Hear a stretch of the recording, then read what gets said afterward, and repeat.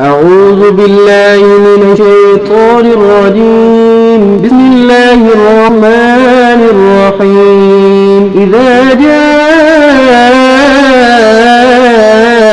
المنافقون قالوا نشهد إنك لرسول الله والله يعلم إنك لرسوله والله يشهد إن المنافقين لكاذبون. اتخذوا أيمانهم جنة فصدوا عن سبيل الله إنهم ساء ما كانوا يعملون. ذلك بأنهم آمنوا ثم كفروا فطبع على قلوبهم فهم لهون. إذا رأيتهم تعجبك أجسامهم وإن يقولوا تسمع لقولهم كأنهم خشب مصنفون كل صيحة عليهم هم العدو فاحذرهم. قاتلهم الله أنى يؤفكون. فإذا قيل لهم تعالوا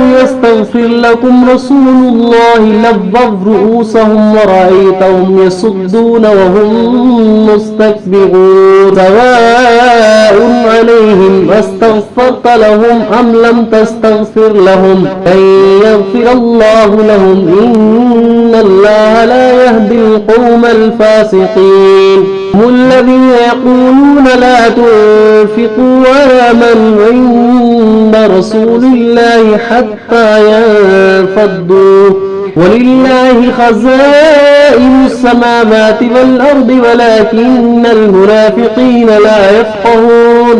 يقولون لئن رجعنا إلى المدينة ليخرجن الأعز منها الأذل ولله العزة ولرسوله وللمؤمنين ولكن المنافقين لا يعلمون. يا أيها الذين آمنوا لا تلهكم أموالكم ولا أولادكم عن ذكر الله ومن يفعل ذلك فأولئك هم الخاسرون. وأنفقوا مما رزقناكم من قبل أن يأتي أحدكم الموت فيقول